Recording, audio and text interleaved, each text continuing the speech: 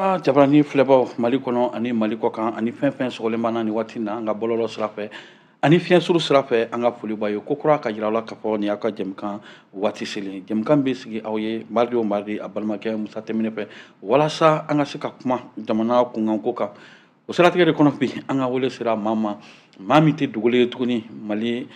jamana kan yan sabula a ka wulikajɔ o kɔni bonyana kosɛbɛ surtout ale ka haminako ye min ye dunkafa ka se ka sabati sɛnɛkɛlaw ka se k'u ka baara kɛ a ɲɛma donc o siratigɛ kɔnɔ ale a ka kɛlɛ bɛɛ ta ka ɲɛsin min ye yuruguyurugu kɛlɛli o sira fɛ donc o siratigɛ kɔnɔ n'an y'o fɔ Mali kɔnɔ bɛɛ b'a dɔn maa min ka wulikajɔ kɔni bonyana yuruguyurugu kɛlɛ fɛ kabini bi tɛ o ye an yɛrɛ ka professeur Clément Danbele ye sabula sanga ni waati ale bɛ wulikajɔ la nin ko in na fo ka taa jɛkulu sigi min ye PPC ye donc k'a bɔ o la tuguni ka tila ka jɛkulu wɛrɛ sigi min ye mouvement Dabakala ye o bɛɛ kɛra jamana in kɔnɔ yan donc bi ale de b'an bolo n'Ala sɔnna an bɛna jɛ ka masala waati kunkuru min dira ma heure kelen kɔnɔ walasa an ka se ka kuma jamana kunkanko kan donc o siratigɛ kɔnɔ an tɛna muru mɛn basi kan na bilen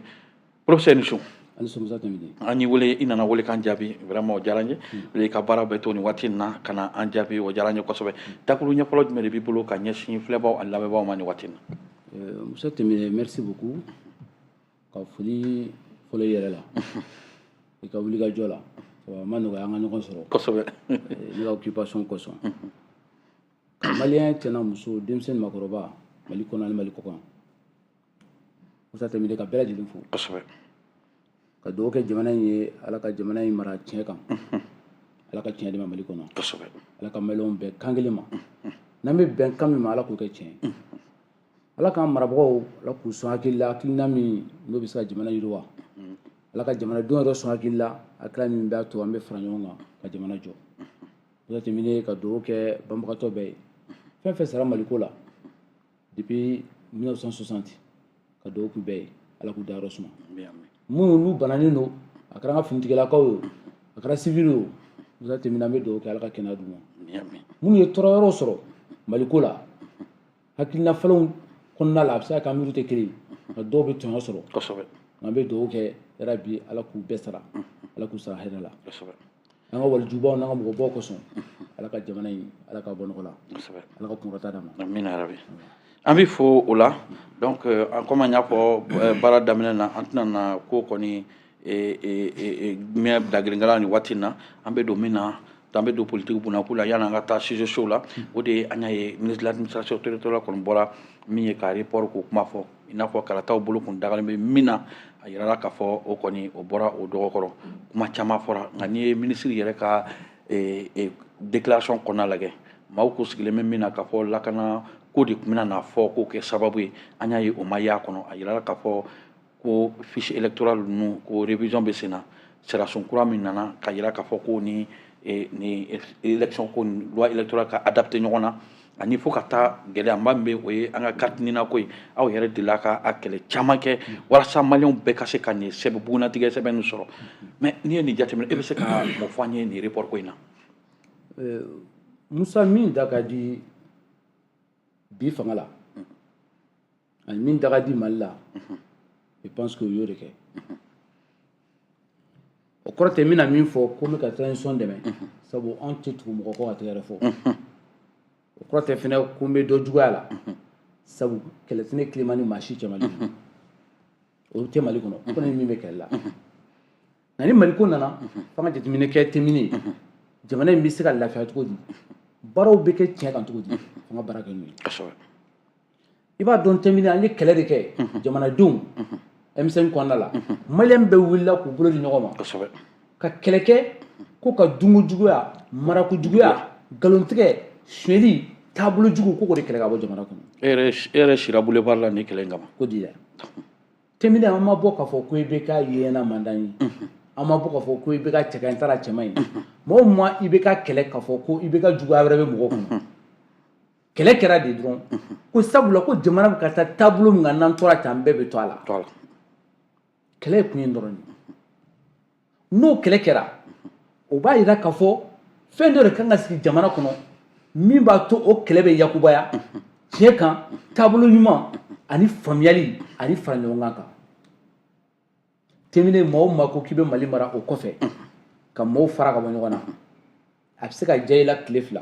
ka diya i la kalo damadɔ san damadɔ n'i laban bɛ to a la sabu maa dɔ de sara M5 kɛlɛ la joli de bɔnna maliyɛn den halalaw walasa fanga min b'an kunna bi o fanga in ka na o tɛmɛnen n'o kɛra joli bɔnna ko o ko la ɲama b'o la joli bɔnna ko o ko la ɲama b'o la i fɔra dɔ kɔ dɔ bɛ f'i kɔ diɲɛ o de kosɛbɛ ɔ ni kɛlɛ yɛrɛ sɔrɔla mun fɛ i bɛ ka kɛlɛ yɛrɛ juguya tɛmɛnen n ko élection législative mun kɛra o ma ɲɛ o de ma ɲɛ o de a fɔra ko nomination kɛra assemblée la n'est-ce pas surtout député dama caman tun bɛ yen surtout commune 5 yɛrɛ ta o yɛrɛ kɛra a ko juguyara n'a bɛɛ ye ɔ ko fichier o kɛlɛ yɛrɛ jukɔrɔla la kɛlɛ min bɛ yen ko fichier in yɛrɛ man ɲi kabini 2018 ala ka hinɛ Sumayila Sise ani IBK u ye kɛlɛ fɔlɔ min yɛrɛ kɛ k'a gɛlɛya kɔrɔ ko fichier man ɲi ko fichier man ɲi ala ka hinɛ Bube la ko Bube ye fichier tɔ namara fichier kolon ta k'o namaralen ta ko de y'a to IBK passé an y'a ye fo MINUSMA yɛrɛ tun y'i da don o ko la fo atelier kɛra a fɔra ko dɔw votera Mali Nord la olu bɛ fo Kayi dɔw votera o ma wolo yɛrɛ dɔw sara depuis 1960 olu fana votera dɔw yɛrɛ mana diɲɛ na olu votera mais Nord yɛrɛ jama cayara Mali yɛrɛ Nord bɛɛ jama cayara ni Mali yɛrɛ tɔ bɛɛ Kidali kɔnɔ mɔgɔ min bɛ a kun ka ca mɔgɔ 100,000 voté n'i ye voté lajɛ k'a sɔrɔ a tɛ mɔgɔ 20,000 bɔ a fɔra ko fichier man ɲi mais fichier in ye 2015 fichier de avant même 2015 2009 fichier de don a fichier taara ka na réviser 2015 o fichier min man ɲi dɛ ni carte d'identité ko problème nana o kɔnɔ tɛmɛnen n'o fichier kelen kɛra sababu ye ka carte d'identité dilan ni erreur ye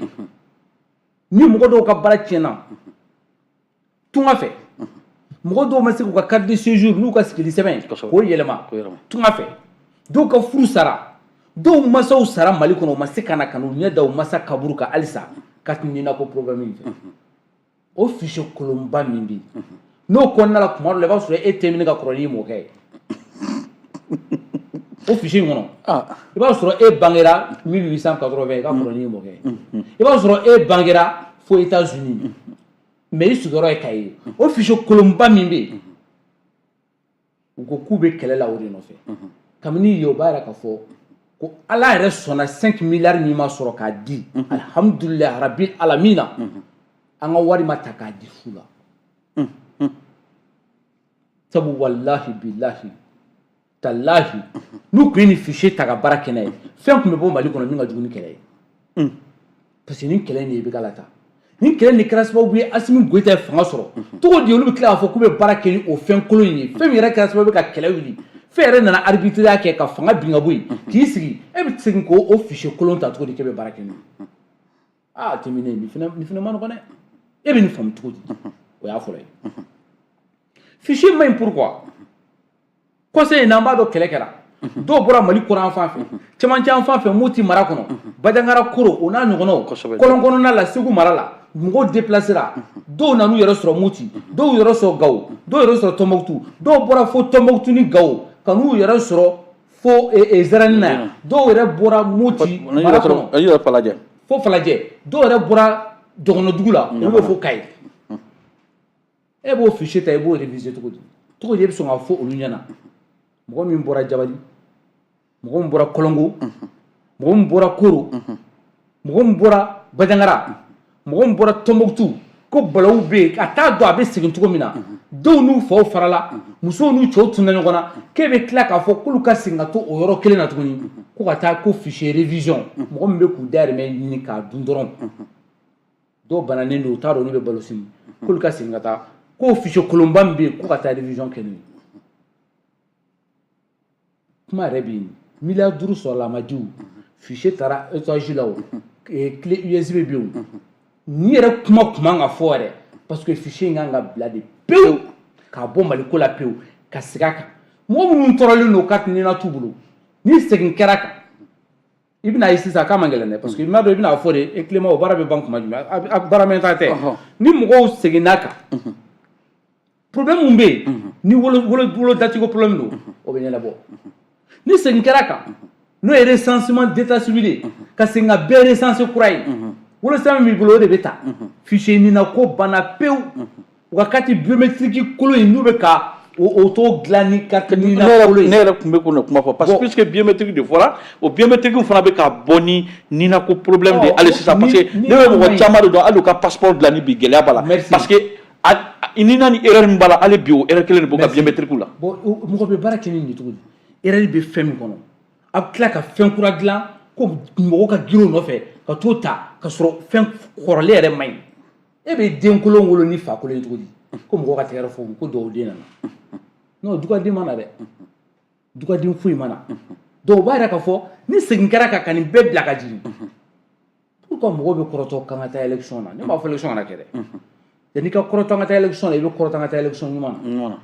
sabu démocratie tɛ élection yɛrɛ an ka taa élection kɛ o tɛ démocratie yɛrɛ démocratie ye élection kɛ cogo de ye n balimakɛ n'o tɛ élection bɛ kɛ Poutine fɛ yen élection bɛ kɛ chinois fɛ yen hali Corée élection bɛ kɛ o élection bɛ kɛ Khmer rouge fɛ yen n ko Kadhafi fɛ élection bɛ kɛ hali anw fɛ yan Musa Tarawele tile la n ko élection bɛ kɛ Musa Tarawele ka parti tun tɔgɔ ko Union démocratique du peuple malien o tɛ démocratie da yan a ma bin ka fɔ k'a ma sɔn démocratie de ma donc élection tɛ démocratie élection est démocratie kɛcogo Mali mago tɛ bi k'a fɔ k'an bɛ élection kɛ Mali mɔgɔw b'an ka élection ɲuman de kɛ Maliyɛnw mago tɛ bi k'an ka fɛn kɔrɔ ta tuguni an kɛlen ko ka nin sɛgɛnba in kɛ ka nin muɲuba in kɛ ka transition ko bɛɛ muɲu k'an bariko muɲu k'u bɛ tila ka na tuguni k'an cɛ ka taa don fɛn kɔnɔ fɛn m'an se kɔlɔlɔ wɛrɛ ma k'a fɔ nin élection ko in de ma guerre wuli Sierra Leone nin élection ko in de ma kɛlɛ wuli Libéria nin élection ko in de ma to Alassane ni Gbagbo kɛlɛla ka mɔgɔ waa joli faga et pour qu'an fana bɛna don o kɔnɔ k'an tugu ka kala ye ka taa ɲɛ turu la o b'a yira k'a fɔ n'an ye recensement état civil kura kɛ n'o ye recensement ye a tɛ tɛmɛ kalo damadɔni baara kan ka fichier kura dilan yala an ka taa girin ko Faransi ye ma sɔn ka tile d'an ma otage ni fɛnw an yɛrɛ k'an ta dilan an bɛ se k'o kɛ o an b'a fɔ ko an bɛ se ko la an tun bɛ se ko la fɛnɛ n ko ne b'an ka recensement kɛ an ka ladon salon recensement min kɛra sasi sigi la n ko ministère de l'administration territoriale l'a organisé o Abilaye Mayiga kelen bɛ mun kɛlɛ kɛ tile dɔ nɔfɛ a tɛ recensement dɔ labɛn bɛɛ ka bɛn o kan parti politique ni fɛnw bɛɛ ka n'o fɔra maliyɛnw bɛ sɔn o ma terminé maliyɛnw bɛ sɔn o ma recensement kura ka labɛn min b'a to an ka fichier ka k'an yɛrɛ ta ye n'an ka fichier kɛra an yɛrɛ ta ye parti politique ka impliqué a la société civile ka impliqué a la an ka mɔgɔ baw ka impliqué a la bɛɛ k'a ye a kana kɛ dɔrɔn ko an bɛ bɔ dɔrɔn an b'aw wele ka sin k'a fɔ ko nin kɛ EJ ko t'o la bilen ministère de l'administration territoriale ko t'o la bilen f'u ka bɛɛ fara kan k'a kɛ bɛɛ ɲɛna pour que kɛlɛ kana bɔ a la sigaɲɔgɔnna kana bɔ a la yuruguyurugu kana bɔ a la namara ni dibi-dibina ko kana bɔ a la bɛɛ ɲɛ ŋɔɲɛ n'o fichier kɛra ni bɛɛ bɛnn'o kan k'o kɛcogo ɲɛna maliyɛn minnu déplacera n'a bɔra Moti a nana a y'a ka recensement kɛ yan n'a bɛ segin don min na a jɛn ka taga mairie la dɔrɔn ka t'o papier ni jira ni seginna ka na n nɔ la mairie mɔgɔ b'a yɛlɛma ordinateur nin kɔnɔ a banna. Oui, mais ne yɛrɛ bɛ k'o de fɔ mais professeur mais munna n'i ye recensement min fɔ ça nous donne l'idée puisque carte biométrique minnu bɛ ka bɔ a caman bɛ yen mɔgɔw enregistré la de tuguni mais est ce que o données fana tɛ se ka puisque an ka mɔgɔw de y'a kɛ an ka mɔgɔw formé la kama a yira k'a fɔ ko allemand minnu fana bɛ ka impression kɛ a fɛn bɛ yan a base de données a centrale bɛ yan mais à travers ça est ce que o tɛ se ka continuer o kelen ye pour que ka se ka a données fana centraliser pour que erreur minnu tun bɛ fɔlɔ ta la i y'a fɔ cogo min olu ka se ka bila parce que bi n'a fɔra ko recensement bɛ continuer ni wari dɔ dira i bɔra k'a fɔ surtout an burusi kɔnɔnaw surtout an miɲankaw fɛ mɔgɔ mana sigi dugutigi bulon na kɔni ko dugutigi mana tabale gosi ko bɛɛ kana ma dala ni dugudenw kɔni bɛ ban ka n'o recenser dɛ. u tɛ ban ka n'o recenser mais problème yɛrɛ bɛ yɔrɔ min na n'a tɛ faamu non seulement carte biométrique k'o bɛ ka dilan allemand minnu bɛ ka dilan ils ont accès à la base mais an bɛ taa mun tile ɲini bilen non ils n'ont pas accès à la base. accès tɛ base la o n'a sɔrɔ ko carte biométrique bɛ ka dilan k'o fichier bɛɛ b'u bolo u mago tɛ tile la bilen k'o bɛ Faransi c'est à dire que kuma min bɛ fɔ ɲɔgɔn kɔ o ɲɛ ye min ye sɔsɔli ni an bɛ ɲɔgɔn sama e jo b'a la e jo t'a la i ye nkalon tigɛ i ka kuma fɔcogo man ɲa an mago tɛ tile la 5 milliards bɛ sɔrɔ jamana kɔni kɔnɔ hali ni ye commerçant dɔ wele sisan ko ka 5 milliards di jamana ma a b'a di n'an ye nin bɛɛ bɔ a la fichier yɛrɛ de man ɲi c'est à dire an bɛ ka kɛlɛ kɛ fɛn min nɔfɛ a man ɲi de. mais même min fi an su na élection tɛ kɛ n'a yɛrɛ ayi n'u bɛ bɛɛ faga u bɛ bɛɛ faga élection tɛ kɛ n'a yan dɛ. donc recensement e fɛ ka recensement kura de k'a ayi u bɛ segin a kan k'a dilan k'a ɲɛ bɛɛ sago la maliyɛnw sago la recensement tɛ kɛ ni fichier kura ye n'a kɛra balawu de bɛ wuli donc an tɛ sɔn bilen ko balawu bɛ wuli Mali kɔnɔ yan kɔrɔlen kɔfɛ ka balawu dɔ wuli Mali kɔnɔ kɔrɔ tɛ balawu min na an dun bɛ se k'a éviter an bɛ se ka kisi a ma an tɛna sɔn o de ma an tɛ sɔn o ma jumɛn na o kɔrɔ an tɛ mɔgɔ juguya la an tɛ mɔgɔ supporter an bɛ min na dɔrɔn Mali ko n'an bɛ Mali ko la an tɛ taa ni nin fichier ye an t'a fɛ jamanadenw t'a fɛ mais ne y'o fɔ fana mɔgɔ caman bɛ yen an ka tɔn an t'a la maintenant an bɛ min na o ye ka recensement kura kɛ joona recensement États-Unis kura mana kɛ mɔgɔ minnu bɔra nord la ka se yan nɔ olu bɛ recenser yan mɔgɔ minnu bɔra yan fana ka taa nord la olu bɛ recenser bɛɛ b'i sigiyɔrɔ la o recensement ka kɛ ni mɔgɔ bɛ voter fichier kura ka bɔ mais nin baara in ka to ni o ye a bɛ fɔ ko nin baara in ye san 20 baara de ye n'a bɛ bɛn san 1 ma a bɛ bɛn kalo 6 ma a bɛ bɛn san 1 tila de ma maliyɛnw bɛ se k'o muɲu san 3 kɔfɛ an bɛ se ka wagati muɲu walasa baara ɲuman ka kɛ an ka fara ɲɔgɔn na hɛrɛ la ok o de laɲini d'accord mais an bɛ taa o la hali bi transition ka baara kɔnɔ ni kun ye report ye nka e fana ka wulikajɔ ka bon fɛn min kɔnɔ kosɛbɛ ni bɛɛ b'a dɔn o ye yuruguyurugu kɛlɛli ye an y'a ye sisan nin yuruguyurugu kɛlɛli na an b'a fɔ caman bɛ ka yira k'a fɔ fiɲɛ tɛ bere de taara a tɛ maa si to yen i kun y'a dun ka kɔrɔ bɛɛ de dabali bannen don a yira k'a fɔ dɔw yɛrɛ bɛ ka bɔ duguma siraw fɛ parce que bi a ka kalan mais est ce que an bɛ se k'a fɔ bi na professeur Kɛlɛma e ye kɛlɛ min kɛ sabula an y'o de fɔ M5 kɛlɛ la n'i y'a ye donna parce que a yira k'a fɔ yuruguyurugu de ka kɛlɛ c'est jamanadenw ka se ka balo c'est lafiya la est ce que an bɛ se k'a fɔ e ye kɛlɛ min kɛ surtout yuruguyurugu kɔnkɔrɔ ka na bi c'est bi a bɛ sira min kan bi e nimisi wasalen don ou bien e yɛrɛ fɛ hali bi dɔ de kan ka fara a système kan parce que caman b'i yɛrɛ yira c'est yuruguyurugu kɛlɛli ye tiɲɛ justice baara ye tiɲɛ mais ka mɔgɔw minɛ ka t'o fana sango ten o tɛ kiiri wari tɛ sɔrɔ mais est ce que hali n'a y'a sɔrɔ état bɛ ka fɛɛrɛ kɛ fana ka mécanisme dɔ fana kɛ pour que wari ka sɔrɔ nin ko ninnu bɛɛ e yɛrɛ ka yeta ye mun y'a la c'est à dire que n'an tora tan an bɛ mɛn kɛlɛ in kɔnɔ ka sɔrɔ a ma ban i bɛ se ka fɛn dɔ kɛ jamanadenw bɛ nisɔndiya mais yuruguyurugu kɛlɛ a tɛ komi bi faamaw olu bɛ kunun faamaw dɔrɔn minɛ sini faamaw olu bɛ bi taw minɛ o kɔrɔ k'an ma bɔ a la sinikɛnɛ faamaw bɛ sini taw minɛ Mali bɛ tajuru sira de kɔnɔ kabini don min na Modibo Keyita ye fili dabɔ ani Amadu Diko ninnu minɛ ka t'u juger ko tribunal populaire kabini o don tajuru sira ma ban Mali faamaw fɛ PSP mɔgɔw y'u ta sara Modibo Keyita Musa y'a bin don min na o bɔra ka tigɛ yɛrɛ fɔ ATT min ye kɛ sababu ye ka Musa bin Musa o fana tun bɛ Musa kɛrɛfɛ démocrates i b'a ye caman bɛ ɔkɔli karamɔgɔw de don ɔkɔli karamɔgɔw ni Musa ma bɛn Modibo Keyita ko de la o de tora sen na ka to sen na fo ka révolutionnaire dilan o kɔnɔ fɛn fɛn ye Musa bin a 90% o tun ye ɔkɔli karamɔgɔw de ye a kɛra minnu jeune ma n'u nana kɔrɔbaya u ma sɔn ka don Musa fanga la olu fana ye Musa bin ni ATT ye ATT kelen ka Musa bin o tajuru siraw de nana f'a fɔra ko IBK ko fo kana se IBK ma kana se Aya ma Aya ye ATT bin an bɔr'o kɔnɔ o ko fo IBK ala ka hinɛ la ko IBK sen bɛ o la o tajuru sira ma nana fo M5 ye IBK bin IBK binna min ye IBK bin n'o ye Asimi ye dɔw fana b'o kɔ bi minnu ko ko ma fanga sɔrɔ minnu ko ko an ka fanga tiɲɛna olu fana bɛ Asimi kɔ bi ko tajuru sira in ka ban Mali kɔnɔ a bɛ ban cogo di bɛɛ ni sabati tiɲɛ fɔ minnu bɔra fanga la u k'a dɔn ka fɔ n bɔra fanga la o kɔrɔ tɛ ko n bɔra jamanajɔ la n bɔra fanga la o kɔrɔ tɛ ko n bɔra jamanadenya la n bɔra fanga la o kɔrɔ de ko halisa ni n bɛ fanga fɛ n ka fɛn kɛ min ka fisa ni bi mɔgɔw ta ye n ka proposition kɛ min fanga ka bon n'u ta ye maintenant ka n'i ka question jaabi yuruguyurugu kɛlɛ n'i y'a kɛ dɔrɔn k'i bɛ maaw minɛ dɔrɔn k'u don kaso la mɔgɔ bɛ nisɔndiya jamanadenw bɛ nisɔndiya ne t'a contre la dɛ nka o t'a solution bɛɛ ye solution dɔ don mais a bɛɛ tɛ n'i y'a mɛn i bɛ maaw minɛ k'u don kaso la o m'a suɲɛ de wa yuruguyurugu kɛlɛ yɛrɛ bɛ daminɛ yɔrɔ min na o ye ka maaw bali ka suɲɛ terminé ka système digitalisé a bɛɛ lajɛlen bɛ bɛn Mali kɔnɔ yan miliyari 23 miliyari 23 i bɛ Mali dugubaw wari bon bɛ yɔrɔ min na kiiri bon bɛ yɔrɔ min na parce que Mali yuruguyurugu bɛɛ tɛ wari ko ye yuruguyurugu ye kuma dɔ la ka baga dɔ ma yuruguyurugu ye kuma dɔ la ka dɔ bila yɔrɔ dɔ la ka sɔrɔ a man ka bila yen yuruguyurugu kuma la concours la ka dɔ namara ka dɔ la passer yuruguyurugu ye kuma dɔ la ka mɔgɔ dɔ bali a ka hakɛ la k'a ta mais n'i ye système bila bɔlɔlɔ kan min b'a kɛ a b'a kɛ yɔrɔ min na mɔgɔ min y'a kɛ a y'a kɛ kun min na o bɛɛ dɔnnen don n'a y'a kɛ k'a jigin dɔrɔn machine b'i ban a tɛ tɛmɛ donc i bɛ mɔgɔw bali o de la n bɛ misali dɔ d'i ma n'i ko bi Mali douane na commerçant fɛn fɛn bɛ taa Mali kɔfɛ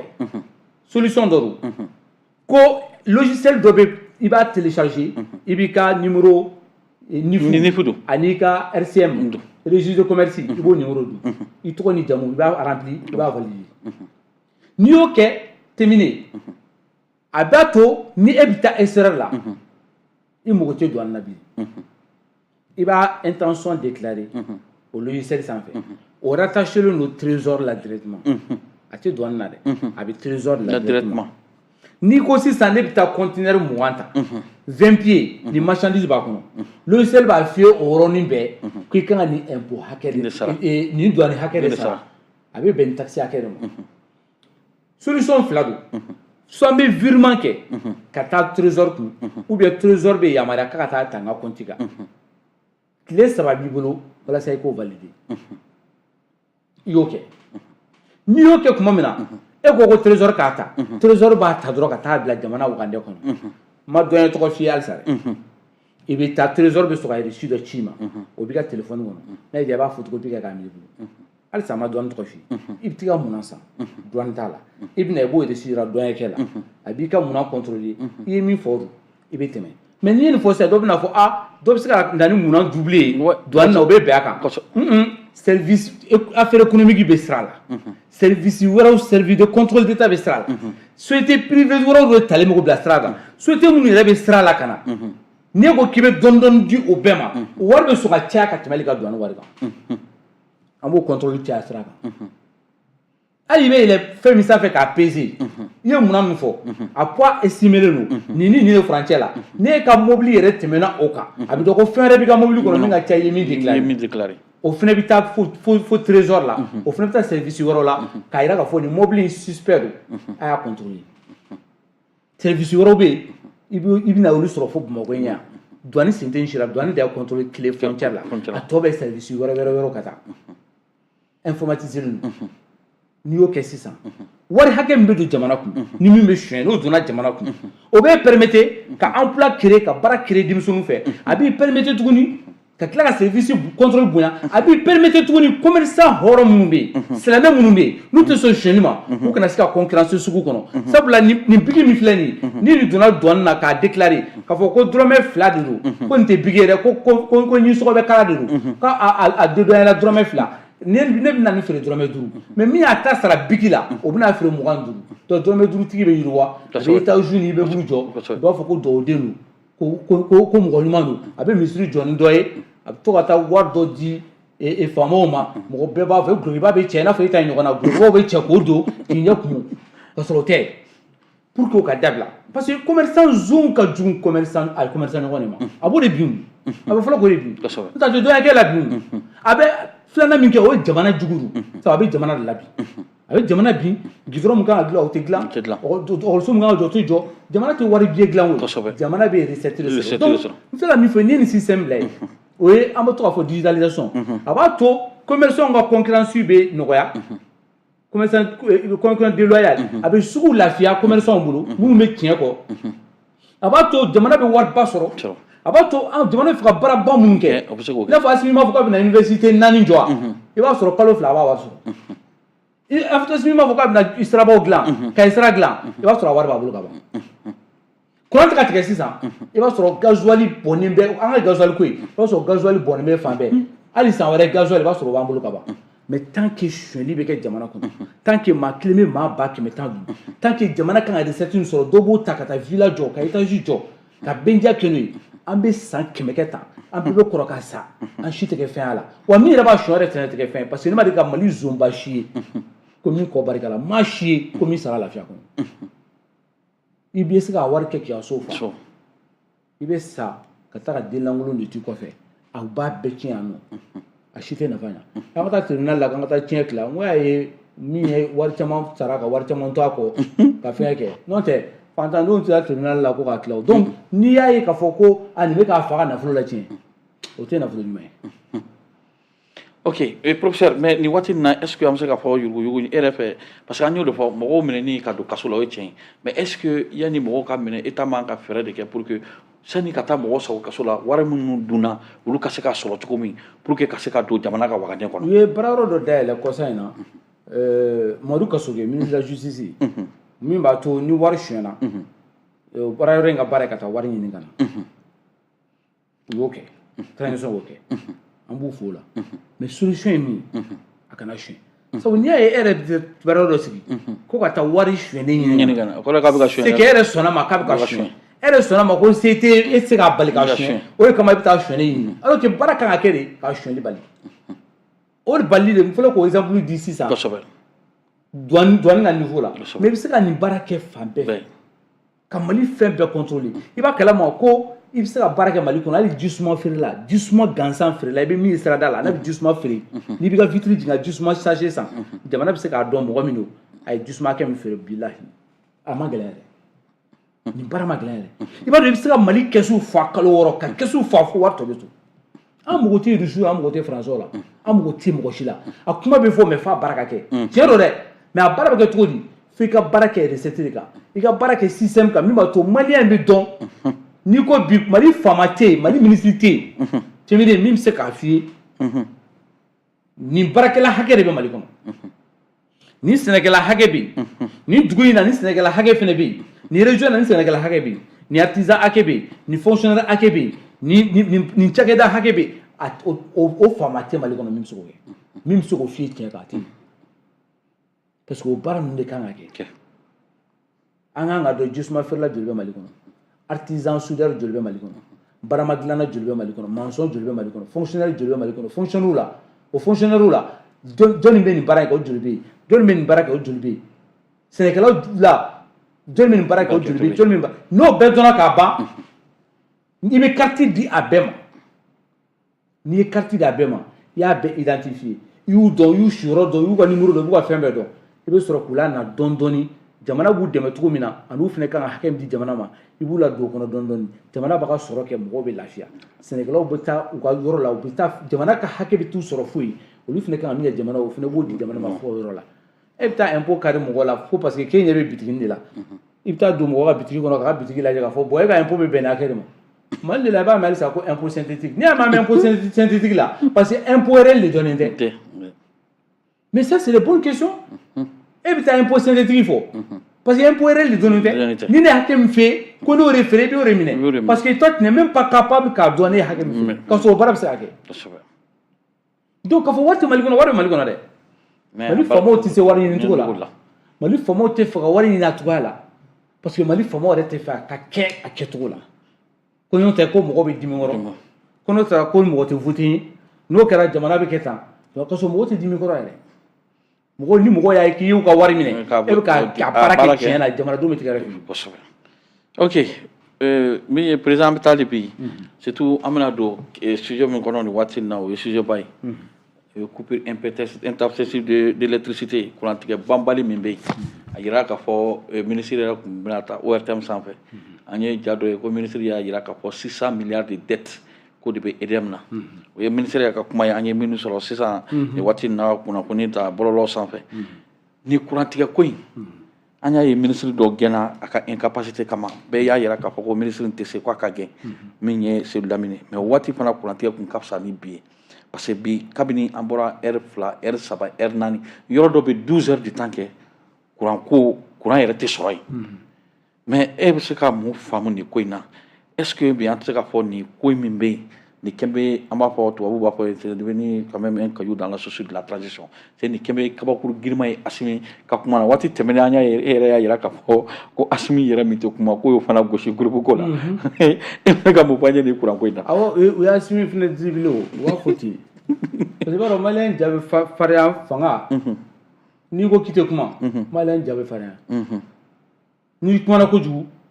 u b'a fɔ k'i ka kuma ka ca an bɛɛ bɛ ten ne yɛrɛ b'a la koyi mais f'i ka baara bɛ kɛ cogo min na f'i ka kɛ ten i kana bila mais n bɛ fɛ fɔlɔ yɛrɛ an ka don thème in an ka mɔgɔw an ka kuma fɔlɔ énergie yɛrɛ mun ye kosɛbɛ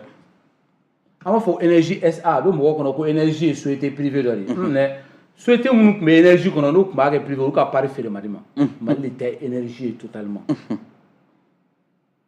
SA in b'a kan mais Mali de tɛ énergie du Mali ye totalement o y'a fɔlɔ ye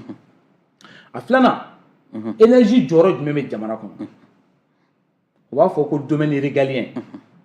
a komi sɔrɔsiw ka ministère so bɛ cogo min na domaine dɔ bɛ jamana kɔnɔ o domaine damadɔni bɛ yen olu ye diyagoya de jamana tɛ tɔlu kɔ économie b'o la n'o ye sɔrɔ ye o b'o la défense b'o la n'o ye lakana ye ani sécurité intérieure n'o ye kɛnɛya lakana ye santé b'o la n'o ye ministère de la santé ye énergie b'o la n'o ye courant ye diɲɛ 21e siècle an bɛ diɲɛ min kɔnɔ bi foyi tɛ se ka kɛ courant kɔ e kɛ ka studio in lajɛ foyi t'a kɔnɔ courant kɔ minnu bɛ k'an lajɛ pour que u k'an lajɛ fo courant mais i b'a dɔn n'i bɔra ka yɛlɛ Bamakɔ sisan yɔrɔ 100 o yɔrɔ 100 yɔrɔ 98 a bɛɛ bɛ dibi la an dun bɛ kɛlɛ la ko insécurité kɛlɛ insécurité bɛ tɛmɛ dibi kan insécurité bɛ tɛmɛ dibi kan wa Bamakɔ Mali capitale yɛrɛ kɔnɔ l'an 2023 e bɛ lakali cogo di ko courant gansan o tɛ sɔrɔ tuma min na mɔgɔw man ka miiri yɛrɛ ko courant ye luxe ye ni yɛrɛ waati ni courant nana i bɛ denmisɛnninw merci denmisɛnninw kule ka di Mali ye jamana kelen pe min bɛ yen ni courant nana i kana ɲɛ yɛlɛ dɛ denmisɛnninw tigɛra fɔ k'an n'u kule kan o de b'a tuma min na yɛrɛ mɔgɔw man k'a dɔn k'a bɛ tigɛ n'a tigɛra mɔgɔ bɛ tigɛ yɛrɛ fɔ mais o dan ye miniti 2 miniti 3 a bɛ tigɛ tuguni mais an ka ministre kɔrɔ dɔ bɛ yen yanni an ka ministre bi ministre k'a fɔ ko juru min b'a la miliyari 100 mais an ka ministre kɔrɔ dɔ fana kun kumana n bɛ fɛ k'u ka chiffre dɔ d'i ma ala ka hinɛ a la Maga Aliyu Tunkara ne terikɛ kun en 2019 déjà yɔrɔ o tɛ san ko ye n bɛ fɛ k'a fɔ mɔgɔw k'a dɔn ko courant ko in tɛ Asimi tile ko ye courant ko in tɛ Asimi ko ye courant ko in tɛ transition ko ye n'i bɔra ka kɛlɛ kɛ o kɔrɔ tɛ k'i tɛ transition fɛ o kɔrɔ de dɔrɔn ko jamanadenw ka hakɛ i bɛ k'o de ɲini jamanadenw tɔmɔnna i bɛ k'u hakɛ ɲini o ye diyagoya don an bɛɛ ma an taara o kɔli la o de kama bɛɛ kan ka nin kɛlɛ kɛ hali Asimi yɛrɛ kan k'i sen don kɛlɛ jamanadenw mago bɛ ale de kan ka kɛlɛ kɛ nin bɛɛ yɛrɛ jamanadenw mago b'ale de la bi 119 milliards miliyari 100 ani miliyari 19 o de bɛ don groupe électrogène na 2019 2022 salon miliyari 100 ani miliyari 40 hakɛ o de donna gasoil la ka kɛ groupe kɔnɔ hali o tɛ se ka Bamakɔ tilancɛ ta san kɔnɔ fo n'i y'a tigɛ yɔrɔ dɔ la ka taa tugu yɔrɔ dɔ la k'a tigɛ dɔ la i b'a tigɛ Bankɔni na olu bɛ heure 2 kɛ i bɛ taa di Lafiyabugu ma i b'a tigɛ Lafiyabugu la heure 4 i bɛ taa di Jikɔrɔni ma i b'a tigɛ Jikɔrɔni na heure 2 i bɛ taa di Jelibugukaw ma mais n bɛ ka Bamakɔ de f'i ye dɛ Gawo bɛ yen Moti bɛ yen Tɔnbukutu bɛ yen région tɔw bɛ yen a bɛ ka tigɛ yen fana dɛ parce que a bɛ Bamakɔ kɔnɔ ko Bamakɔ dɔrɔn don Gawokaw bɔra don o k'u ka dɔgɔtɔrɔso la k'u tɛ baara kɛ bilen ko parce que ko courant t'u bolo Moti bɔra kunun Kunasini mais ne yɛrɛ nana tribunal dɔ la an kɔrɔ yan nɔ Bako Torokɔrɔbugu yan fan fɛ n taara sɔrɔ juges kelen bɛ k'u ka téléphone de minɛ téléphone ampoule minɛ u bɛ ka baara k'a la greffiw ka bureau kɔnɔ ne taara yen nɔ ka taa sɔrɔ courant tigɛlen don muso bɛ yen a bɛ ka téléphone de minɛ ka sɛbɛnni kɛ ko parce que ko kasoladenw kan ka bɔ joona n'ale ma o baara kɛ ko olu bɛɛ bɛ to kaso la fo semaine prochaine walahi nin bɛ ka kɛ Bamakɔ de yan Bamakɔ centre ville de la han nin tɛ ka kɛ yɔrɔ wɛrɛ la tribunal dɔgɔtɔrɔso an ye su dɔ don an ka quartier la bi a tile 4 an balimaw ka hakɛ to muso jigintɔ a kɛtɔ k'a yɛrɛ sɔrɔ complication kɛra courant tigɛra foyi tɛ yen nɔ a tora la DRN bɛ yen miliyari 100 ani miliyari 40 hakɛ o de bɛ don gasoil la kuma lamɛn dɛ gasoil essence 2023 tuma min na ji bɛ anw bolo an bɛ se ka o wari ta dɔrɔn ka centrale hydroélectrique ka barrage an b'a fɔ barrage k'olu dayɛlɛ n'a ye tile b'an bolo an bɛ se ka centrale solaire dayɛlɛ an t'o kɛ dɛ an bɛ t'o don gasoil la ka sɔrɔ hali an man ka gasoil fana san k'o kɛ groupe in na u b'a fɔ min ma ko manaji filuru i y'o fɔ dɛ ale tɛ sɔsɔ u b'a dɔn i y'o fɔ dɛ mais o kɔni ye dabaliban ye dɛ gasoil man ka kɛ Mali yɛrɛ groupe la yɛrɛ groupe ninnu nalen don a bɛɛ filuru de u b'a modifier de ka kɛ gasoil n tɛ filuru de don groupe ninnu taa fiche technique lajɛ filuru o ye gasoil bo o prix o sɔngɔ ka nɔgɔn ka tɛmɛ gasoil yɛrɛ kan siɲɛ 4 o bɛ mɛn groupe kɔnɔ siɲɛ 4 fana ka tɛmɛ gasoil kan mais mun na an bɛ taa gasoil la suyɛli c'est gasoil marché ka di i bɛ dɔ ta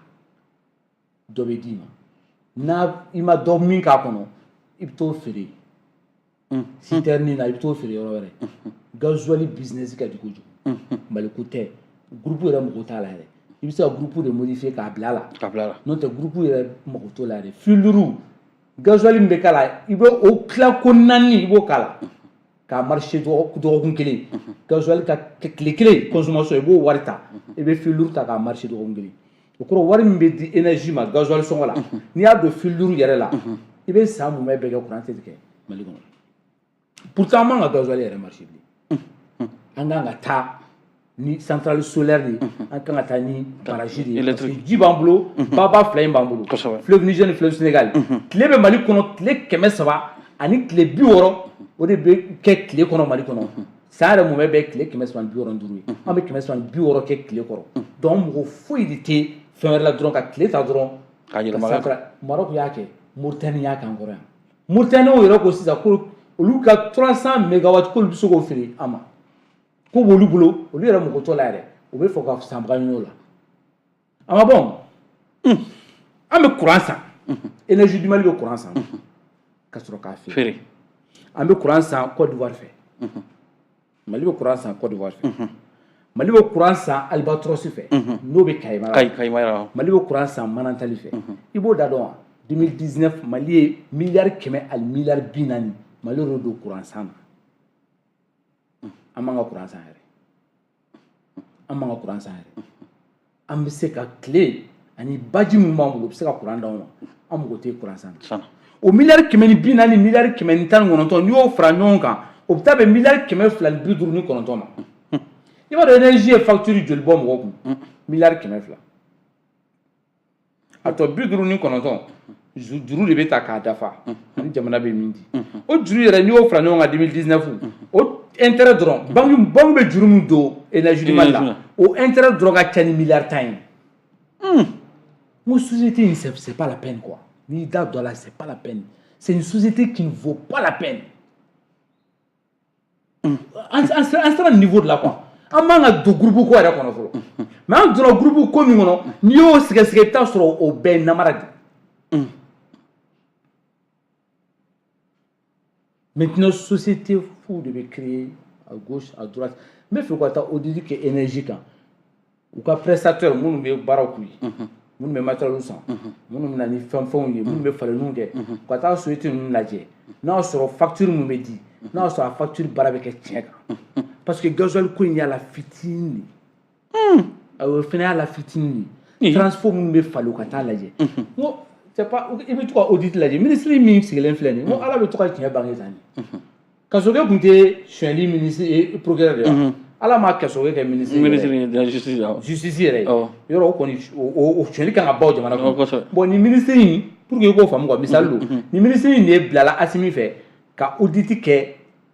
énergie du Mali kan audit ka taa sɛgɛsɛgɛli k'u kan wa ko cabinet d'audit b'a bolo ka yɔrɔ audit bɛ yen audit in bɛ n bɛna d'i ma ka sɛgɛsɛgɛli kɛ k'a dɔn fɛn fɛn bɛ énergie kɔnɔ namara ko ni sonyɛli bɛ yen Asimi y'o o ministre in de ta min taara sɛgɛsɛgɛli kɛ k'a nkalon n'a tiɲɛ bɛɛ dɔn ka sun k'o ta k'o kɛ ministre ye musokɔrɔba min bɛ yen bi ale de ka cabinet audit kɛ EDM kan a kan k'a dɔn mais n bɛ ye courant tigɛ juguyara n bɛ courant tigɛ juguyara a tɔ juguyara ka taa fɛ o ye musokɔrɔba in gɛn dɔ de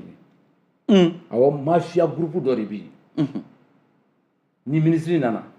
ou bien directeur nana i bɛ fɛ ka baara kɛ u b'a tɔ bɛɛ ɲagami e bolo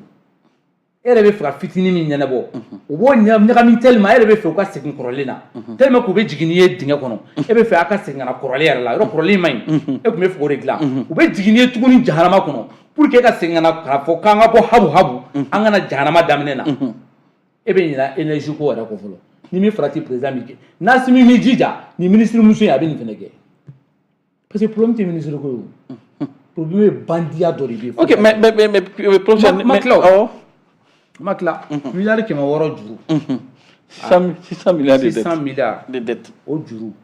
o de y'a to n y'a fɔ n ko ni janvier y'a sɔrɔ courant tigɛ ma ban n'a ka si bɔ n tigɛ kɔnɔ ministre yɛrɛ ma fɔ ko miliyari 600 juru de b'u la mais n bɛ fɛ dɔrɔn ou k'a fɔ a ye ko solution jumɛn b'a la dans une semaine semaine prochaine ou bien dans 10 jours a bɛ kuma radio la su na ministre a bɛ ɲininka kuma la ka ban a kuma la ka ban mais n'i y'a ka kuma lamɛn comme e ni ne m'a lamɛn fɔlɔ a tɛ se ka solution foyi fɔ dans une semaine ou dans 10 jours ko courant bɛ di maliyɛn bɛɛ ma solution tɛ yen parce que problème bɛ yen fo ka énergie bɔ yen ka restructurer bama minnu b'a kɔnɔ mais u bɛɛ tɛ dɛ énergie baarakɛla bɛɛ tɛ zo ye énergie baarakɛla bɛɛ tɛ mɔgɔlankolon ye énergie baarakɛla bɛɛ tɛ namaratɔ ye mais bama ɲɛnkuru dɔ de bɛ yen zonbalaba dɔ de bɛ yen fo k'o réseau in de ci ka bɔ yen tant qu'olu bɛ yen ka joli min walahi i tɛ courant in ɲɛ na yan nɔ hali san tan ɲinan kɔ hali san tan ɲinan kɔ donc énergie problème c'est un problème organisationnel baara yɛrɛ sigilen don namara ni nkalon ni kutukutu dɔ de ka fo k'o wuli ka bɔ yen marché bɛ di jɔnni ma prestataire minnu bɛ yen jɔnni de don u bɛ baara kɛ cogo di baarakɛminɛn minnu sanna olu bɛ tracer cogo di k'a dɔn transfo jenna est ce que transfo in bɔra de ka taa réparer ka bobiner a rebobiner rapidement ka tila ka taa fiyɛ ka peinture ka kɛ kura ye n nana n'anw bɛna transfo photo dɔ yiri la transfo peinture len photo yiri la ka taa transfo peinture k'a kɛ kura ye ka n'a don transfo jeni k'i tugu k'a jeni pour que ka taa falen mais a tɛ falen dɛ facture fu bɛ dilan dividenni na ka n'a di de mais transfo min jenina taa numéro ta i ka taa dépôt kɔnɔ i b'a sɔrɔ transfo min bɔra kelen de don o société bɛ taa min an bɛ gasoil siɲɛko la mais société joli société fictive joli de bɛ créer baarayɔrɔ ninnu na ni marché bɛ d'u ma ka sɔrɔ a société yɛrɛ tɛ yɛrɛ a ma deli ka sigi yɛrɛ fonctionnaire mana kɛ commerçant ye n'o sonyali bɛ ban cogo di taa énergie du Mali lajɛ n bɛ kuma ban ni o ye i bɛ taa sɔrɔ ingénierie a bɛɛ bureaucrate énergie du Mali ingénieur 90% a bɛɛ bɛ bureau kɔnɔ u si tɛ terrain kan mais e ye diɲɛ yɔrɔ jumɛn ye ko bureau ko ingénieur bɛ t'i sigi bureau kɔnɔ climatiseur jukɔrɔ a bɛ sɛbɛnni de la e bɛ o ye société jumɛn kɔnɔ k'o bɛ yiriwa k'o bɛ se ka jamanadenw nafa e y'o ye min i bɛ taa sɔrɔ ingénieur min bɛ bureau kɔnɔ ka ca ka tɛmɛ terrain kan ingénieur tɛ terrain kan yɛrɛ olu de ka place kan ka kɛ terrain kan de olu bɛ tile kɔrɔ baara de la i n'a fɔ mini kɔnɔna la i bɛ taa ingénieur sɔrɔ terrain kɔnɔ baara la cogo min na énergie du Mali fana kan ka kite mais sini sɔgɔma wuli i ka taa ingénieur fɛn fɛn ye diplôme ingénieur i ka t'u la yen o bɛ mun na ils sont tous dans les bureaux 90% ils sont dans les bureaux pas tous mais 90% au moins mais technicien minnu bɛ yen n'olu kan ka baara kɛ terrain kan olu fana tɛ taa baara kɛ terrain kan bilen dɛ parce que olu y'a ye k'a fɔ énergie du Mali mɔgɔ tɛ ka baara ingénieur tɛ ka baara kɛ technicien fana b'u sigi ten min na baro la dɔw yɛrɛ bɛ t'u ka so yɛrɛ u bɛ stagiaire de bila ka taa u yɛrɛ ma ko bénévole ni courant ma dɔw faga mɔgɔ fila minɛ k'u jeni u yɛrɛ b'a dɔn n bɛ ka min fɔ n'u b'u mankan a kuma kan les bénévoles minnu t'a dɔn denmisɛnnin minnu bɛ yen n'u ma baara sɔrɔ olu de bɛ terrain kan ni énergie mɔgɔ nana i ka so baro k'u fɛ dɔrɔn 3 minutes i b'a dɔn k'a fɔ k'a ma embauché yɛrɛ n'u ta baara la mɔgɔ minnu bɛ énergie du Mali la à 80 à 70% fɛn fɛn bɛ terrain kan a si ma ta baara la stagiaire de bɛ taa ou bien bénévole olu de b'a baara bɛɛ kɛ minnu yɛrɛ taara n'olu n'a donna bolo n'olu kan ka baara kɛ olu yɛrɛ tɛ ka baara kɛ fausse facturation surfacturation équipement fou entreprise fictive o fɛnw de bɛ ka fara ɲɔgɔn kan o ye énergie n bɛ ka min f'i ye énergie fankelen de dɛ u b'a fɔ min ma ko problème structurel o ye énergie yɛrɛ fankelen a kɔnɔna la n'i donna sisan énergie yɛrɛ kɔnɔ minɛnw bɛ na cogo min na minɛnw bɛ commander cogo min na a si ɲɛ dɔnnen tɛ énergie kɛra i b'a fɔ jamana ka misimusoba jɔlen bɛɛ bɛ n'i da bira la k'a nɔnɔ min mɔgɔ si tɛ k'a balo misimuso in bɛ pasa fo k'a faga énergie du Mali kɛra ten bɛɛ bɛɛ bɛ n'i da nɔrɔ la k'a i b'a fɔ n'i nana pɛrɛnw cɛ kɔ pɛrɛnw bila wulu la cogo min na pɛrɛn bɛ wulu joli min k'a ban n'i m'a furakɛ wulu bɛ sa énergie du Mali bɛ ten donc an sera niveau dɔ la bi jamana kɔnɔ énergie du Mali solution bɛ Assimi Goïta dɔrɔn de bolo énergie du Mali solution bɛ Assimi Goïta kelen pe de bolo ministre tɛ se ka ɲɛnabɔ directeur tɛ se ka ɲɛnabɔ Assimi Goïta ye miliyari 7 ta k'a di énergie ma k'u ka taa groupe san u taara groupe kolon san ka n'a jini Assimi Goïta de bɛ tabali bugɔ pap ka fɔ a ye na nin ka wari mɔgɔ b'a la ou bien sini sɔgɔma mɔgɔ mɔgɔ y'a fɔ a ko la u bɛɛ ka don kaso la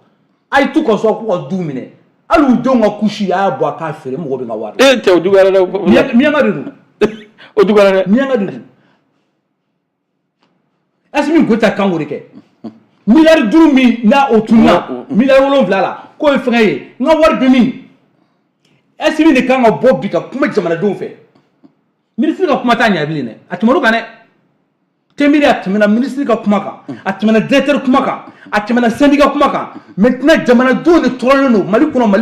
Mali fan bɛɛ région bɛɛ dɔgɔtɔrɔsow tɛ ka marché artisan tɛ ka baara sɔrɔ sɛnɛkɛlaw tɔɔrɔlen don usines jɔlen don hali aw filɛ nin aw bɛ ka marché groupe de kan ne nana sisan aw ka quartier bɛɛ jɔlen don donc an sera yɔrɔ min na sisan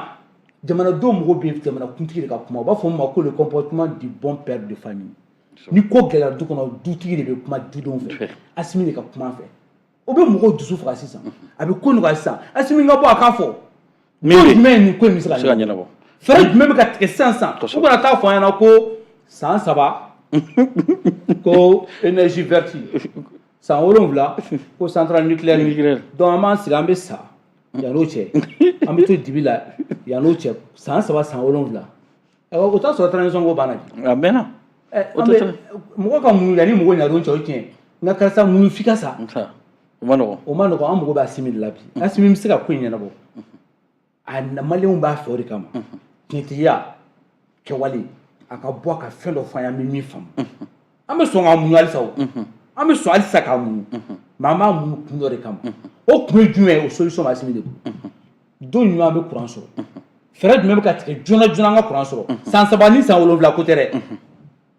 mɔgɔw denw bɛ ka sa sisan e ma photo dɔ yira nin na ko dutigi dɔ bɛ a y'a ka mobili de minɛ ka o fari minɛ k'a denw ka leçon ta o la n'an sɔrɔ o la mɔgɔ bɛna a fɔ mɔgɔ ɲɛna ko san 3 an bɛna énergie verte sɔrɔ san 7 ne m'a fɔ k'a ma ɲi dɛ a ka ɲi mais banabaatɔ da kɔngɔbatɔ kɔngɔ bɛ ka maa min faga n'a dalen bɛ bana na kɔngɔ bɛ k'a faga kana san wɛrɛ ɲɔsiko kuma fɔ yen foyi dɛ o t'o mɛn dɛ o bɛ min mɛn i bɛ dumuni jumɛn d'ale ma sisan donc an bɛ mɔgɔ bɛ min na c'est une solution d'urgence 3 ans c'est bon énergie verte 7 ans c'est bon centrale nucléaire mais qu'est-ce qu'on fait dans une semaine pour démarrer l'économie parce que Mali économie jɔra kaki mais courant tɛ yen ni énergie jɔra fɛn bɛɛ bɛ jɔ a bɛɛ surtout énergie ko in yɛrɛ ka hakilitigi kɛ k'a fɔ ko o yɛrɛ fana de nana parce que c'est vrai an b'a fɔ ko élection de kɛra sababu ye ka jama wuli mais a bɛ bɛɛ hakili la k'a fɔ o waati kɔnɔna na an y'a ye funteni barika kun bonyana sunkalo la kurantigɛ barika bonyana mɔgɔw kun tɔɔrɔla c'est dire élection ça c'est vraiment le bout d'eau qui a vraiment débordé la base élection de nana dɔrɔn sinon o waati kurantigɛ parce que couvre-feu fana nana don mɔgɔw y'a yira k'a fɔ article 118 ne fɔlɔ de y'a welewele bila Mali désobéissance sociale désobéissance civile a kɛra sababu ye ne bɛna wagati ka taa sécurité d'État la hakili b'a la parce que ne ko n ko ni courant tigɛra mɔgɔw ka bɔ u ka dusukasi yɛrɛ o ye couvre-feu in na n'an tɛ sɔn couvre-feu ma hali aw tɛ ka se ka courant gansan d'a ma aw bɛ na ni couvre-feu mais n'a fɔra ko bi ta ka jugu n'o ye i bɛ lakale cogo di don dɔ la courant tigɛra Mali kɔnɔ an bɛɛ bɔra ka mankan kɛ mais bi an tɛ fɛ ka bɔ ka mankan kɛ parce que mankan in t'a solution ye mais min y'a solution ye o y'an ka yɛrɛ ka faamaw ka bila ɲɛfɛ ka ko ta Asimi de bɛ ko taabolo la sisan dɛ ministre tɛ dɛ parce que u bɛ ka ko tɔ juguya i b'a dɔn u bɛ ka courant tigɛ juguya kun min na parce que ni ministre nana nin bɛ fɛ ka solution sɔrɔ a la donc mafia min bɛ yen mais puisque ministre de y'a audité donc ça veut dire ale kan ka se k'a fɔ a b'a ɲɛdɔn mais u b'a empêcher u b'a ministre musokɔrɔba in u b'a empêcher ka ko tɔ juguya fo Asimi b'ale bila a bɛ komi sisan ni wulu y'i kini daminɛ komi ne bɛ wulu de dɔn kosɛbɛ ni wulu y'i kini daminɛ n'i ko k'i bɛ boli a t'a ɲin tɔ dɛrɛ kan énergie du Mali mafia ninnu bɛ ten bama ninnu bɛ ten donc Asimi de bɛ muso in protéger Choguel n'o ye premier ministre ye ale de bɛ muso in protéger Mali ministre bɛɛ ka muso in protéger si ça va pas min ka di ne ye bi tɛ min ye mun b'a to an ka faama Asimi Goïta a ka bɔ a k'a fɔ komi a bɛ to ka 50 millions ma fili o de don k'o ye forage ye a tɔ 100 millions a ka jɔ o fana kɔ ne balimakɛ a ka jɔ o fana kɔ a k'a fɔ ko o n'a ka fond de souveraineté wari tun bɛ d'ale ma komi a ye san 3 kɛ a bɛ fanga la dɔɔni kan ka sɔrɔ a bolo a tɔ fɛn fɛn bɛ yen k'a y'a bɛɛ di k'u ka énergie yɛlɛma n'u ye san 100 Asimi tɔgɔ bɛ fɔ Mali kɔnɔ yan san 100 a tɔgɔ tɛ tunun yan a k'a fɔ ko ministres bɛɛ Mali gouvernement ministre bɛɛ ka bɔ k'u jɔr'u sara wari kɔ pendant 3 mois hali n'o t'a bɔ c'est symbolique o bɛ jamanadenw ni lafiya quoi Mali ministre bɛɛ ka bɔ bon conseil ministre kɛla k'a daminɛ Choguel la premier ministre fo kana bila ministre de l'artisanat ko bɛɛ jɛra a sara wari kɔ kalo 3 ko k'o fara ɲɔgɔn kan ko k'o di EDM ma CNT a mɔgɔ bɛɛ ka ju sara wari kɔ kalo 3 u ka 2 millions ko fɛnɛ dira EDM ma dɔw ka budget de fonctionnement dɔw yɛrɛ farala kan i pare u ka dɔ bɔ a la u k'a bɛɛ di ministère o ministère bɛ Mali la u ka 10% ou bien 20% k'u ye dotation bɛɛ bɔ ministre so bɛɛ la n'a bɔra défense la komi o bɛ kɛlɛ la ko dɔ bɔra a bɛɛ la ko k'a di énergie du Mali ma k'o bɛɛ faralen ɲɔgɔn ma ko bɛ bɛn miliyari 300 ou bien miliyari 400 ko bɛ bɛn o ma misali don k'o taara ko k'o di ministre de l'économie ma k'a k'o di ministre de l'énergie ma musokɔrɔba in ma ko walasa ko ka énergie ko ɲɛnabɔ walahi hali ni courant tigɛra 24 heures Maliyɛnw tɛ kuma parce que an y'a dɔn Kami b'a ɲɛma tɔn filɛ an y'a dɔn sisan Assimi yɛrɛ jɛra a ka wari bɛɛ kɔ mais présidence fɛnɛ y'a di mais est-ce que le ministre y'a dit ministre bɛɛ y'a dit est-ce que n'o bɛ kɛ solution parce que Mali la i bɔra ka fɔ wari bɛ ka don f'i ye solution tɛ urgemment mais a bɛ mɔgɔw yɛrɛ dusu faga parce que i tɛ se ka dɔ ye gulɔkɛba don na kɔngɔ bɛ la a bɛ k'a fɔ k'i mun sɔnni dumuni min na ale yɛrɛ bɛ k'a kɔnɔdaga fa ka gulɔkiba cɛ k'a cɛ don dɔ la i b'a fɔ ko kuma nɔ a kɛra cogo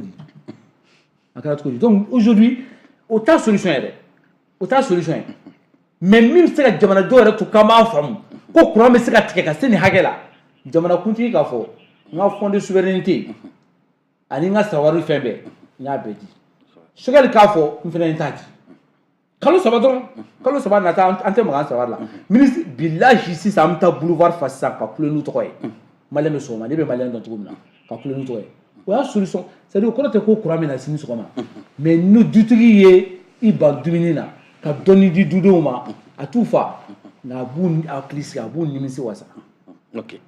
d'accord professeur waati min dira ma waati sera ka ban donc i ka kuma cɛ kuma peut-être minute 4 bonyakun pour que a ka se ka a kuncɛ sabula réalisation bɛ ka fɔ waati min dira ma o sera ka ban. Cɛmini ye dugu dɔ la don dɔ la ko tasuma wulila kungo kɔnɔ fɛn bɛɛ bɛ k'i yɛrɛ ɲini n karamɔgɔ an ka philosophe ba dɔ bɛ yen ko Aristote ka kuma don karamɔgɔ wɛrɛw ye kuma in reprend bɛɛ bɛ k'a yɛrɛ ɲini kungo kɔnɔ sogo b'u denw ta dɔw b'u fan cɛ dɔw b'u ka fɛnw ta bɛɛ bɛ ka boli kungo bɛ ka jeni tasuma sɔnna dugu la dugudenw bɛ k'u ka minɛnw cɛ bɛɛ bɛ ka taa kɔnɔ kelen bɛ kungo kɔnɔ ko jɛguani an b'a fɔ Bamakɔkan na ko jifirilenni ale bɛ ka taa ji ta ka mini fayiri fɛ yɔrɔ ale ma bon a tɛ tɛmɛ nin kan kosɛbɛ a bɛ taa ji ta a bɛ na tɔni tasuma sanfɛ a bɛ segin ka taa sogo dabali banna u y'u jɔ k'a filɛ ani dugu kɔnɔmɔgɔw o ko jɛguani yɛrɛ tɛ bɛrɛ bɔ i t'i den ta n'i fan ta i ka boli i b'a dɔn tasuma in bɛ a ko ne tɛ boli u ko kuma fa de donna la o ko faama donna n bɛ ka n ta de k'a la don min na n'a kuma bɛ fɔ ko tasuma ye dugu jeni a kana ne denw kana na ne ɲininka ko buwa o kuma dɔ ye mun de kɛ o de maloya bɛ yen nɔ Mali ye Maliyɛn bɛɛ ta ye tɛmɛnen bɛɛ k'i ta dɔɔni k'a la su in na n bɛ min fɔ yanni k'i sigi gudɔrɔnda la k'a fɔ faamaw tɛ ka an ka gudɔrɔn dilan an tɔɔrɔ la woni min bɛ gudɔrɔn na gabakuru bɛlɛbɛlɛ dɔ cɛ i ka siman dɔɔni san i kana wo datugu o y'i ka fasoden ɲuman ye o y'i ka hakɛ ye Ala b'a baraji d'i ma i bɛ fasoden ɲuman sɔrɔ yanni k'i ka wuluwulu to yen ka fa k'a bɔn o tɛ ka na an ka wuluwulu bɔ e k'i ka wuluwulu bɔ i k'a dilan ka ɲɛ i kana to silamɛw sen ka don i ka wuluwulu ji la i kana jurumu sɔrɔ walasa i denw k'a dɔn ko an fa tun bɛ wuluwulu bɔ n'an kɔrɔbaya an fana b'a bɔ yanni k'i ka ɲaman ta samiyaji la k'a bɔ a kɔnɔ u bɛ taa bila dɔgɔda la dɔ fana b'a ta bɔ k'o bɔ a bɛ taa bila dɔ yɔrɔ o lakalakatɔ a baara de ne bɛ taa ɲaman bilen ka da la e fana bɛ t'i ta bila Buramajan ka da la Buramajan bɛ taa bila Asan ka da la Asan bɛ taa bila Ngolo ka da la an bɛɛ b'an ka ɲaman cɛ k'a di ɲɔgɔn ma a bɛ k'an kɔnɔ ko sanji taara n'a ye ni dugu jɛra i b'an bɛɛ kalan ni m'an bɛɛ bolo an bɛɛ bɛ ka ɲaman bɔ an ka da la parce que e y'a bila ne ka da la dɔ yɛrɛ y'a bila e ka da la donc o la n'i sɔnna ka 100 bɔ ka wototigi wele o k'i ka ɲaman cɛ i ye fasoden ɲumanya kɛ i ye silamɛya kɛ Burama tɛmɛnen maa si tɛ se k'a fɔ Musa jamana min kɔnɔ maa 100 o maa 100 maa 95 ye silamɛ Mali kɔnɔ kosɛbɛ chrétien ye 5 ye an b'a fɔ ten o jamana kɔnɔ an kan ka se ka bɛn ka faso ɲumanya baara kɛ o jamana kɔnɔ an kan ka se ka tiɲɛ fɔ ɲɔgɔn ye o jamana kɔnɔ an ka se ka baara kɛ ka jamana yiriwa jamana jɔ tɛ jamanatigiw dɔrɔn ye jamanadenw b'a la n bɛ kuma laban ni min ye o ye terminé n'i sɔnna ka taa 200 di secrétaire ma k'e presselen don k'a kɛ ka papier dɔ d'i ma nkalon kan k'a sɔrɔ o papier ko tɛ tiɲɛ ka na taa dangali kɛ